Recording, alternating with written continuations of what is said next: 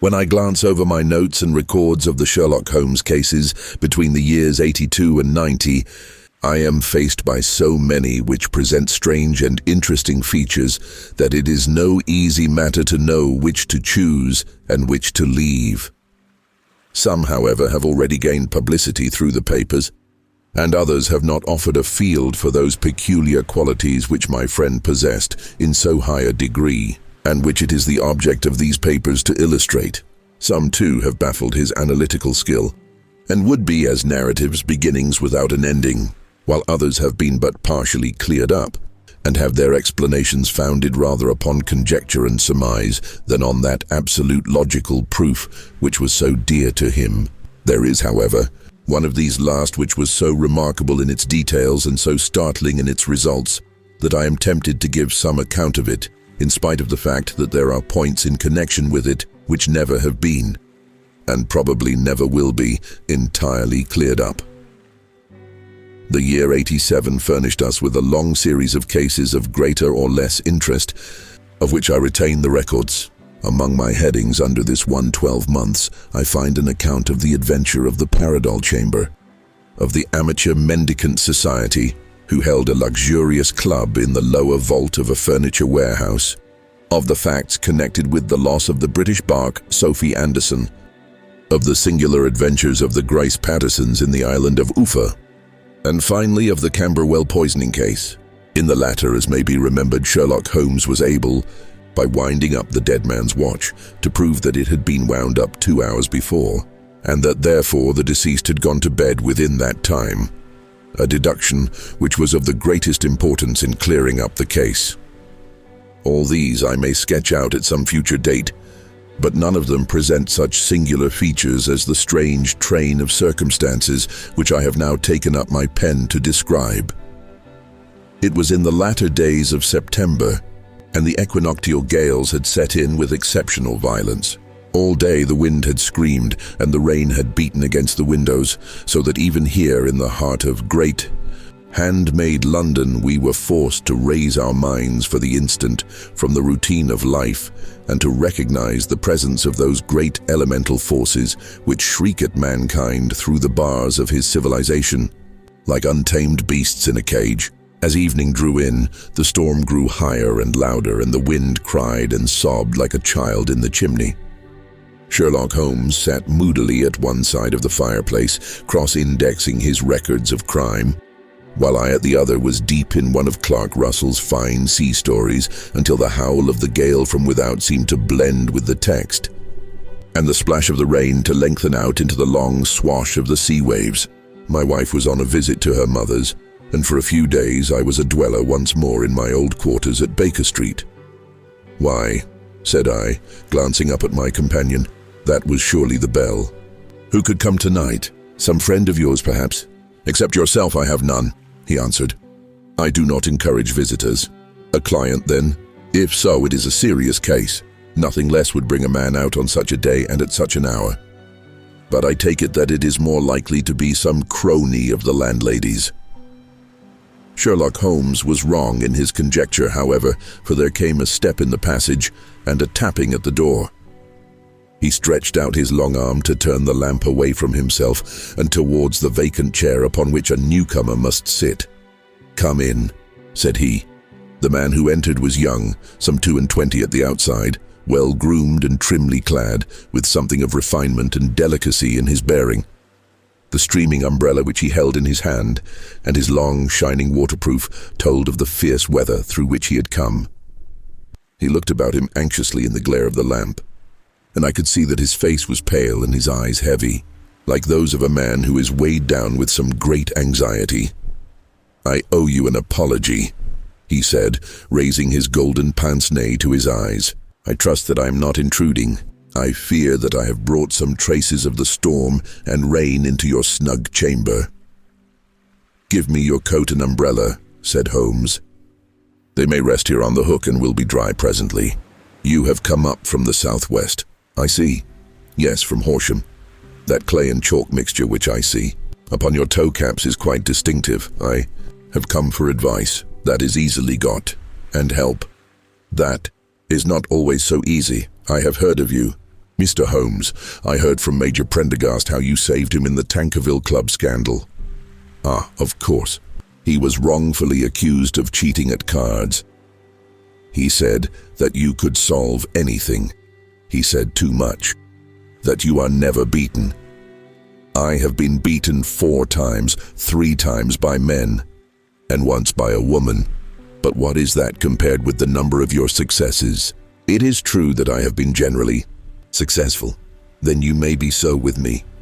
Beg that you will draw your chair up to the fire and favor me with some details as to your case. It is no ordinary one. None of those which come to me are. I am the last court of appeal, and yet I question, sir, whether in all your experience you have ever listened to a more mysterious and inexplicable chain of events than those which have happened in my own family. You fill me with interest, said Holmes. Pray give us the essential facts from the commencement, and I can afterwards question you as to those details which seem to me to be most important. The young man pulled his chair up and pushed his wet feet out towards the blaze. My name, said he, is John Openshaw, but my own affairs have, as far as I can understand, little to do with this awful business. It is a hereditary matter. So in order to give you an idea of the facts, I must go back to the commencement of the affair. You must know that my grandfather had 2 sons, my uncle Elias and my father Joseph. My father had a small factory at Coventry, which he enlarged at the time of the invention of bicycling. He was a patentee of the Openshaw unbreakable tire, and his business met with such success that he was able to sell it and to retire upon a handsome competence. My uncle Elias emigrated to America when he was a young man and became a planter in Florida, where he was reported to have done very well. At the time of the war, he fought in Jackson's army and afterwards under Hood, where he rose to be a colonel.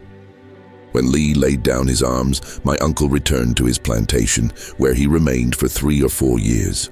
About 1869 or 1870, he came back to Europe and took a small estate in Sussex near Horsham.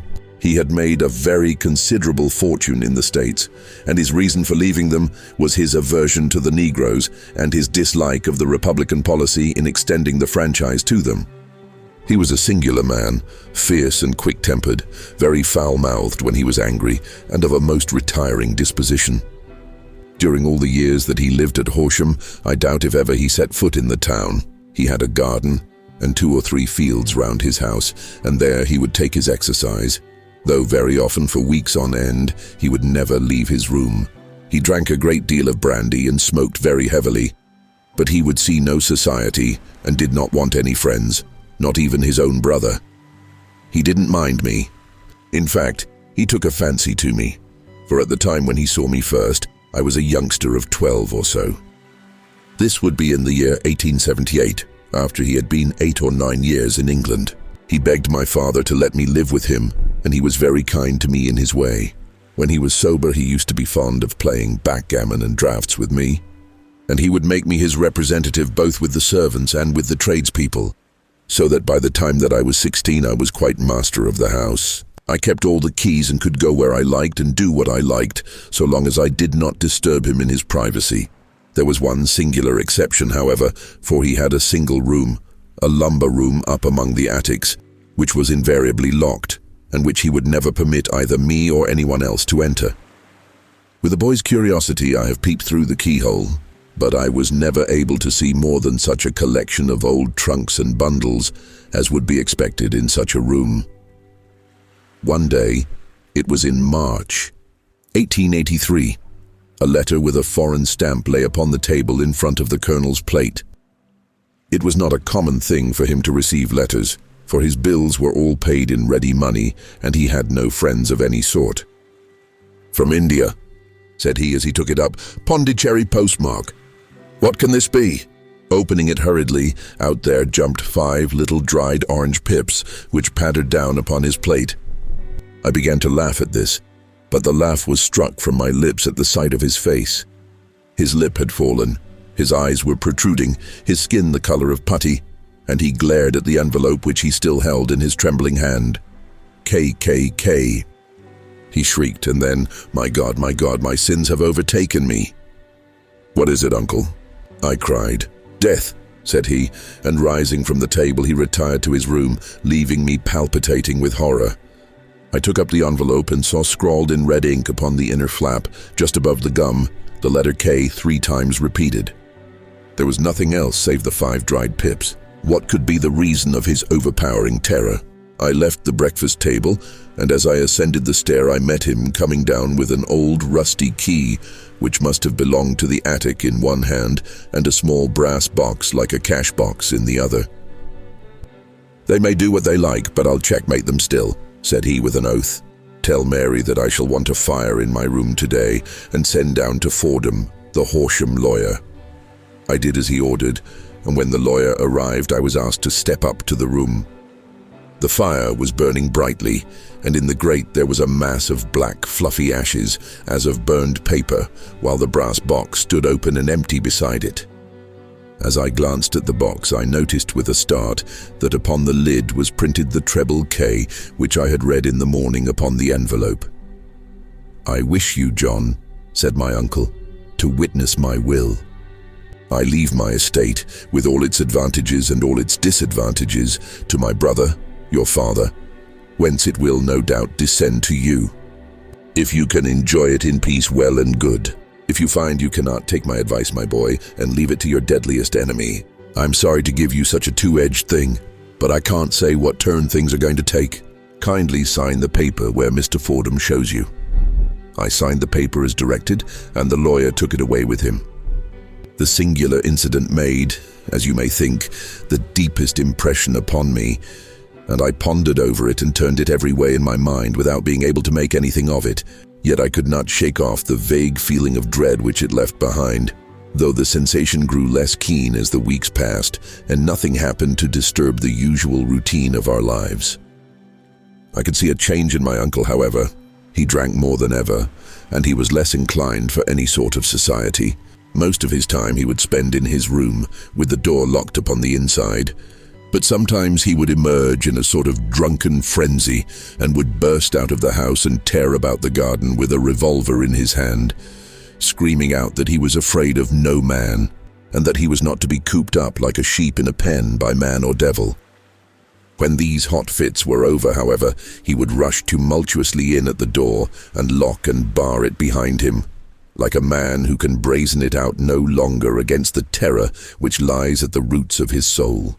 At such times I have seen his face, even on a cold day, glisten with moisture, as though it were new raised from a basin. Well, to come to an end of the matter, Mr. Holmes, and not to abuse your patience, there came a night when he made one of those drunken sallies from which he never came back. We found him, when we went to search for him, face downward in a little green-scummed pool which lay at the foot of the garden. There was no sign of any violence, and the water was but 2 feet deep, so that the jury, having regard to his known eccentricity, brought in a verdict of suicide. But I, who knew how he winced from the very thought of death, had much ado to persuade myself that he had gone out of his way to meet it. The matter passed, however, and my father entered into possession of the estate, and of some $14,000, which lay to his credit at the bank. "One moment," Holmes interposed. "Your statement is, I foresee, one of the most remarkable to which I have ever listened. Let me have the date of the reception by your uncle of the letter, and the date of his supposed suicide." The letter arrived on March 10th, 1883. His death was 7 weeks later, upon the night of May 2nd. Thank you. Pray proceed. When my father took over the Horsham property, he, at my request, made a careful examination of the attic, which had been always locked up. We found the brass box there, although its contents had been destroyed.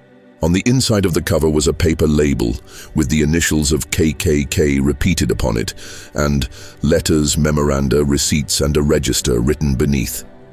These, we presume, indicated the nature of the papers which had been destroyed by Colonel Openshaw.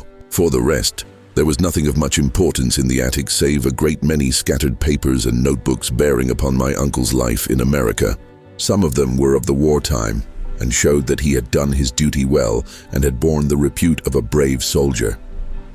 Others were of a date during the reconstruction of the southern states, and were mostly concerned with politics. for he had evidently taken a strong part in opposing the carpetbag politicians who had been sent down from the north. Well, it was the beginning of '84 when my father came to live at Horsham, and all went as well as possible with us until the January of '85. On the fourth day after the new year, I heard my father give a sharp cry of surprise as we sat together at the breakfast table. There he was, sitting with a newly opened envelope in one hand and 5 dried orange pips in the outstretched palm of the other one. He had always laughed at what he called my cock and bull story about the colonel, but he looked very scared and puzzled now that the same thing had come upon himself. "Why, what on earth does this mean, John?" he stammered. My heart had turned to lead. "It is KKK, said I. He looked inside the envelope. "So it is," he cried. "Here are the very letters. But what is this written above them?" "Put the papers on the sundial," I read, peeping over his shoulder. "What papers?" "What sundial?" he asked. "The sundial in the garden." "There is no other," said I. "But the papers must be those that are destroyed." "Pooh," said he, gripping hard at his courage. "We are in a civilized land here, and we can't have tomfoolery of this kind. Where does the thing come from?" "From Dundee," I answered, glancing at the postmark. "Some preposterous practical joke," said he. "What have I to do with sundials and papers? I shall take no notice of such nonsense." "I should certainly speak to the police," I said, "and be laughed at for my pains." "Nothing of the sort." "Then let me do so." "No, I forbid you. I won't have a fuss made about such nonsense." It was in vain to argue with him, for he was a very obstinate man. I went about, however, with a heart which was full of forebodings. On the third day after the coming of the letter, my father went from home to visit an old friend of his, Major Freebody, who is in command of one of the forts upon Portsdown Hill. I was glad that he should go, for it seemed to me that he was farther from danger when he was away from home. In that, however, I was in error. Upon the second day of his absence, I received a telegram from the Major, imploring me to come at once. My father had fallen over one of the deep chalk pits which abound in the neighborhood, and was lying senseless, with a shattered skull. I hurried to him, but he passed away without having ever recovered his consciousness. He had, as it appears, been returning from Fareham in the twilight, and as the country was unknown to him and the chalk pit unfenced, the jury had no hesitation in bringing in a verdict of death from accidental causes. Carefully as I examined every fact connected with his death, I was unable to find anything which could suggest the idea of murder. There were no signs of violence, no footmarks, no robbery, no record of strangers having been seen upon the roads. And yet I need not tell you that my mind was far from at ease, and that I was well nigh certain that some foul plot had been woven round him. In this sinister way, I came into my inheritance. You will ask me why I did not dispose of it. I answer because I was well convinced that our troubles were in some way dependent upon an incident in my uncle's life, and that the danger would be as pressing in one house as in another. It was in January '85 that my poor father met his end, and 2 years and 8 months have elapsed since then. During that time I have lived happily at Horsham, and I had begun to hope that this curse had passed away from the family, and that it had ended with the last generation. I had begun to take comfort too soon, however. Yesterday morning the blow fell in the very shape in which it had come upon my father. The young man took from his waistcoat a crumpled envelope, and turning to the table he shook out upon it 5 little dried orange pips. "This is the envelope," he continued. "The postmark is London, Eastern Division. Within are the very words which were upon my father's last message, KKK. And then, put the papers on the sundial." "What have you done?" asked Holmes. Nothing. To tell the truth," he sank his face into his thin white hands, "I have felt helpless. I have felt like one of those poor rabbits when the snake is writhing towards it. I seem to be in the grasp of some resistless, inexorable evil, which no foresight and no precautions can guard against." "Tut, tut," cried Sherlock Holmes. "You must act, man, or you are lost. Nothing but energy can save you. This is no time for despair. I have seen the police. But they listened to my story with a smile. I am convinced that the inspector has formed the opinion that the letters are all practical jokes, and that the deaths of my relations were really accidents, as the jury stated, and were not to be connected with the warnings. Holmes shook his clenched hands in the air. Incredible imbecility, he cried. They have, however, allowed me a policeman who may remain in the house with me. Has he come with you tonight? No, his orders were to stay in the house. Again, Holmes raved in the air. Why did you come to me? He said. And above all, why did you not come at once? I did not know. It was only today that I spoke to Major Prendergast about my troubles and was advised by him to come to you. It is really 2 days since you had the letter. We should have acted before this. You have no further evidence, I suppose, than that which you have placed before us, no suggestive detail which might help us. There is one thing, said John Openshaw. He rummaged in his coat pocket, and drawing out a piece of discolored, blue-tinted paper, he laid it out upon the table. I have some remembrance, said he, that on the day when my uncle burned the papers, I observed that the small, unburned margins which lay amid the ashes were of this particular color. I found this single sheet upon the floor of his room, and I am inclined to think that it may be one of the papers which has perhaps fluttered out from among the others, and in that way has escaped destruction. Beyond the mention of Pip's, I do not see that it helps us much. I think myself that it is a page from some private diary. The writing is undoubtedly my uncle's. Holmes moved the lamp, and we both bent over the sheet of paper, which showed by its ragged edge that it had indeed been torn from a book. It was headed March 1869, and beneath were the following enigmatical notices.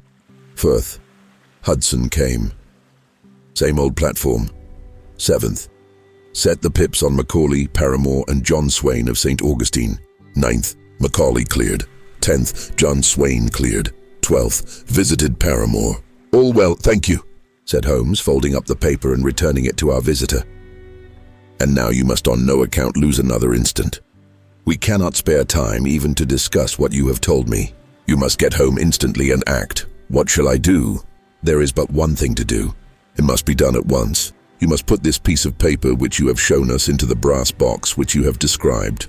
You must also put in a note to say that all the other papers were burned by your uncle, and that this is the only one which remains. You must assert that in such words as will carry conviction with them. Having done this, you must at once put the box out upon the sundial as directed. Do you understand? Entirely. Do not think of revenge or anything of the sort at present. I think that we may gain that by means of the law, but we have our web to weave, while theirs is already woven. The first consideration is to remove the pressing danger which threatens you. The second is to clear up the mystery and to punish the guilty parties. I thank you, said the young man, rising and pulling on his overcoat. You have given me fresh life and hope. I shall certainly do as you advise. Do not lose an instant. And above all, take care of yourself in the meanwhile, for I do not think that there can be a doubt that you are threatened by a very real and imminent danger. How do you go back? By train from Waterloo. It is not yet 9. The streets will be crowded, so I trust that you may be in safety. And yet you cannot guard yourself too closely. I am armed. That is well. Tomorrow I shall set to work upon your case. I shall see you at Horsham then. No, your secret lies in London. It is there that I shall seek it. Then I shall call upon you in a day or in 2 days with news as to the box and the papers. I shall take your advice in every particular. He shook hands with us and took his leave. Outside the wind still screamed and the rain splashed and pattered against the windows. This strange, wild story seemed to have come to us from amid the mad elements, blown in upon us like a sheet of seaweed in a gale, and now to have been reabsorbed by them once more. Sherlock Holmes sat for some time in silence, with his head sunk forward and his eyes bent upon the red glow of the fire. Then he lit his pipe, and leaning back in his chair, he watched the blue smoke rings as they chased each other up to the ceiling. I think, Watson, he remarked at last, that of all our cases we have had none more fantastic than this. Save, perhaps, the sign of 4. Well, yes, save perhaps that. And yet this John Openshaw seems to me to be walking amid even greater perils than did the Sholtos. But have you, I asked, formed any definite conception as to what these perils are. There can be no question as to their nature, he answered. Then what are they? Who is this KKK, and why does he pursue this unhappy family? Sherlock Holmes closed his eyes and placed his elbows upon the arms of his chair, with his fingertips together. The ideal reasoner, he remarked, would, when he had once been shown a single fact in all its bearings, deduce from it not only all the chain of events which led up to it, but also all the results which would follow from it. As Cuvier could correctly describe a whole animal by the contemplation of a single bone, so the observer who has thoroughly understood one link in a series of incidents should be able to accurately state all the other ones, both before and after. We have not yet grasped the results which the reason alone can attain to. Problems may be solved in the study, which have baffled all those who have sought a solution by the aid of their senses. To carry the art, however, to its highest pitch, it is necessary that the reasoner should be able to utilize all the facts which have come to his knowledge.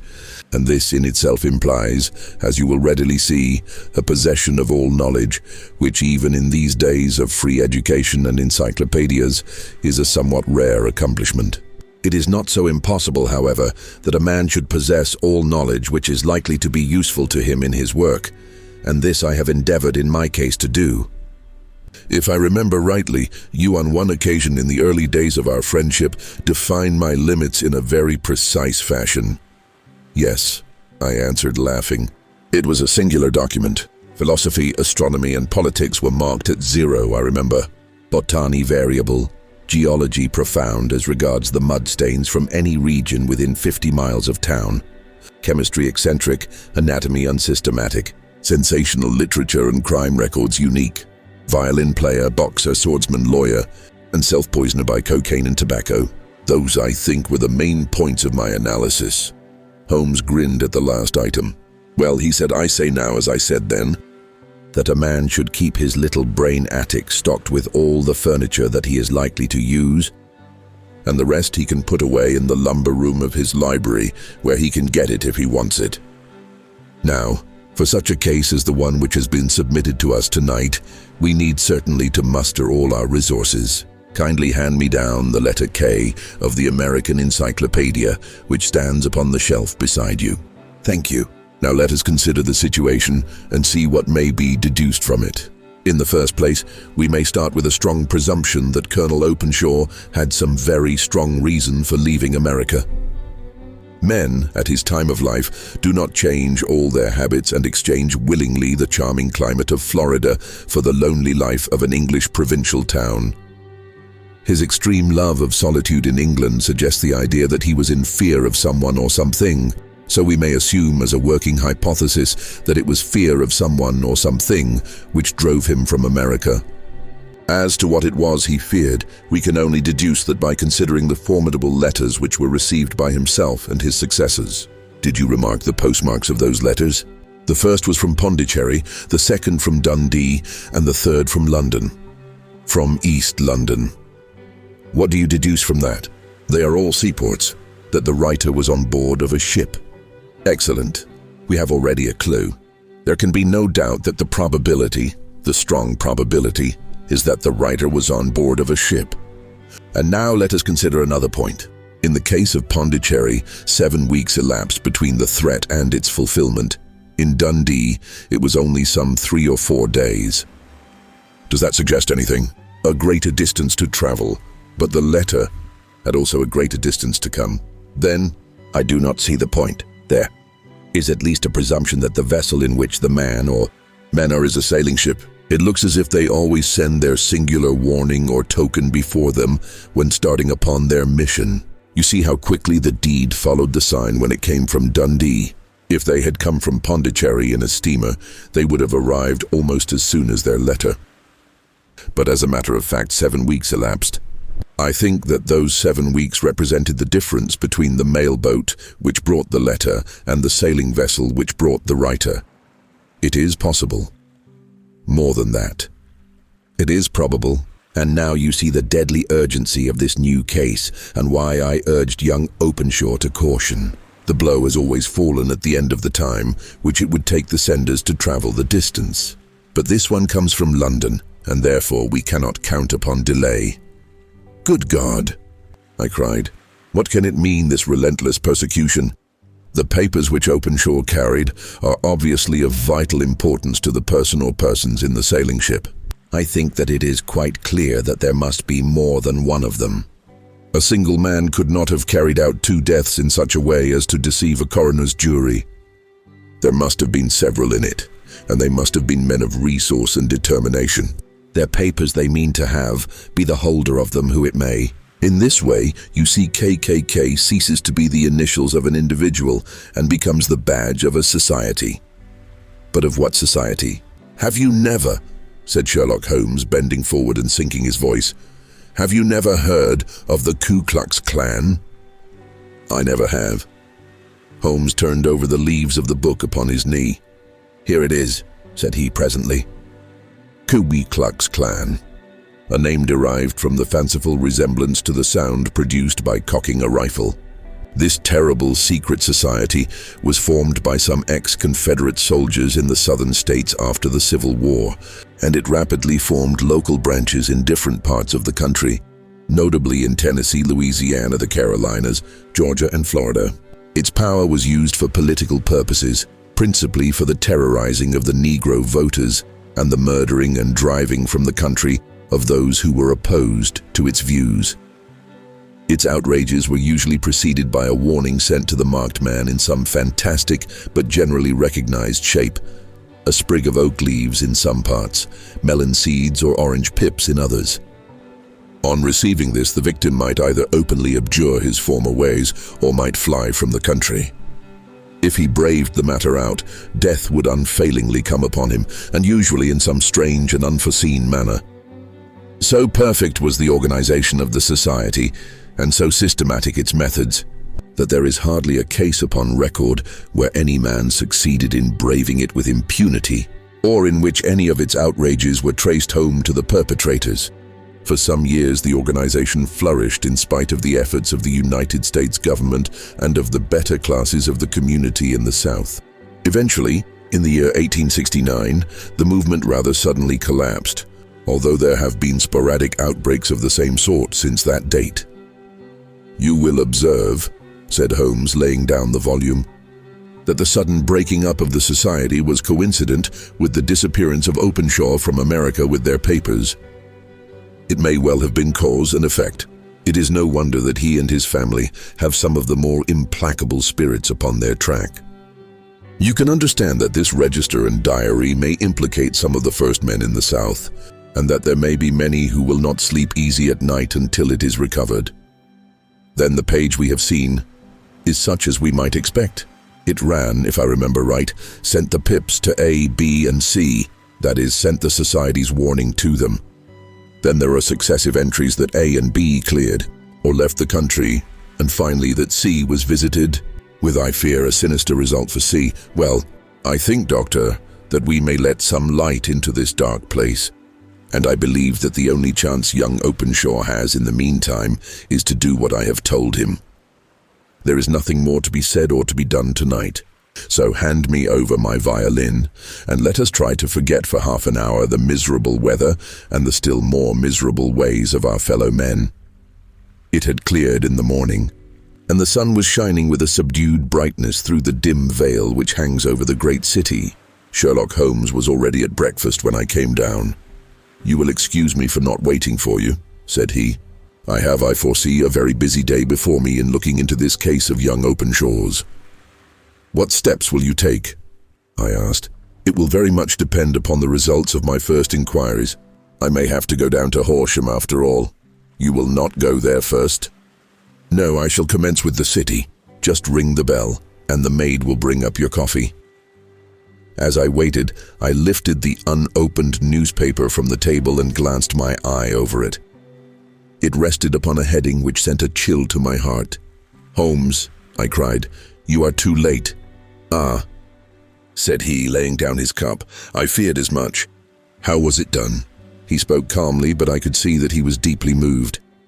My eye caught the name of Openshaw, and the heading, "Tragedy near Waterloo Bridge." Here is the account. "Between 9 and 10 last night, Police Constable Cook, of the H Division on duty near Waterloo Bridge, heard a cry for help and a splash in the water. The night, however, was extremely dark and stormy, so that in spite of the help of several passers-by, it was quite impossible to effect a rescue. The alarm, however, was given, and by the aid of the water police, the body was eventually recovered. It proved to be that of a young gentleman whose name, as it appears from an envelope which was found in his pocket, was John Openshaw, and whose residence is near Horsham. It is conjectured that he may have been hurrying down to catch the last train from Waterloo Station, and that in his haste and the extreme darkness he missed his path and walked over the edge of one of the small landing places for river steamboats. The body exhibited no traces of violence, and there can be no doubt that the deceased had been the victim of an unfortunate accident, which should have the effect of calling the attention of the authorities to the condition of the riverside landing stages. We sat in silence for some minutes, Holmes more depressed and shaken than I had ever seen him. "That hurts my pride, Watson," he said at last. "It is a petty feeling, no doubt, but it hurts my pride. It becomes a personal matter with me now, and if God sends me health, I shall set my hand upon this gang. That he should come to me for help, and that I should send him away to his death." He sprang from his chair and paced about the room in uncontrollable agitation, with a flush upon his sallow cheeks and a nervous clasping and unclasping of his long, thin hands. "They must be cunning devils," he exclaimed at last. "How could they have decoyed him down there? The embankment is not on the direct line to the station. The bridge, no doubt, was too crowded even on such a night for their purpose. Well, Watson, we shall see who will win in the long run. I'm going out now." "To the police?" "No, I shall be my own police. When I have spun the web, they may take the flies, but not before." All day I was engaged in my professional work, and it was late in the evening before I returned to Baker Street. Sherlock Holmes had not come back yet. It was nearly 10 o'clock before he entered, looking pale and worn. He walked up to the sideboard, and tearing a piece from the loaf, he devoured it voraciously, washing it down with a long draught of water. "You are hungry," I remarked. "Starving." It had escaped my memory. "I have had nothing since breakfast." "Nothing?" "Not a bite." I had no time to think of it. "And how have you succeeded?" "Well, you have a clue?" "I have them in the hollow of my hand. Young Openshaw shall not long remain unavenged." "Why, Watson, let us put their own devilish trademark upon them. It is well thought of." "What do you mean?" He took an orange from the cupboard, and tearing it to pieces, he squeezed out the pips upon the table. Of these he took 5 and thrust them into an envelope. On the inside of the flap he wrote S.H. for J.O. Then he sealed it and addressed it to Captain James Calhoun, Bark Lone Star, Savannah, Georgia. "That will await him when he enters port," said he, chuckling. "It may give him a sleepless night. He will find it as sure a precursor of his fate as Openshaw did before him." "And who is this Captain Calhoun?" "The leader of the gang. I shall have the others, but he first." "How did you trace it then?" He took a large sheet of paper from his pocket. "All covered with dates and names. I have spent the whole day," said he, "over Lloyd's registers and files of the old papers, following the future career of every vessel which touched at Pondicherry in January and February in '83. There were 36 ships of fair tonnage which were reported there during those months. Of these, one, the Lone Star, instantly attracted my attention since, although it was reported as having cleared from London, the name is that which is given to one of the states of the Union, Texas. I think, I was not and am not sure which, but I knew that the ship must have an American origin. What then? I searched the Dundee records, and when I found that the bark Lone Star was there in January '85, my suspicion became a certainty. I then inquired as to the vessels which lay at present in the port of London. Yes, the Lone Star had arrived here last week. I went down to the Albert dock and found that she had been taken down the river by the early tide this morning, homeward bound to Savannah. I wired to Gravesend and learned that she had passed some time ago, and as the wind is easterly, I have no doubt that she is now past the Goodwins and not very far from the Isle of Wight. What will you do then? Oh, I have my hand upon him. He and the 2 mates are, as I learn, the only native-born Americans in the ship. The others are Finns and Germans. I know also that they were all three away from the ship last night. I had it from the stevedore who has been loading their cargo. By the time that their sailing ship reaches Savannah, the mail boat will have carried this letter, and the cable will have informed the police of Savannah that these three gentlemen are badly wanted here upon a charge of murder. There is ever a flaw, however, in the best laid of human plans, and the murderers of John Openshaw were never to receive the orange pips which would show them that another, as cunning and as resolute as themselves, was upon their track. Very long and very severe were the equinoctial gales that year.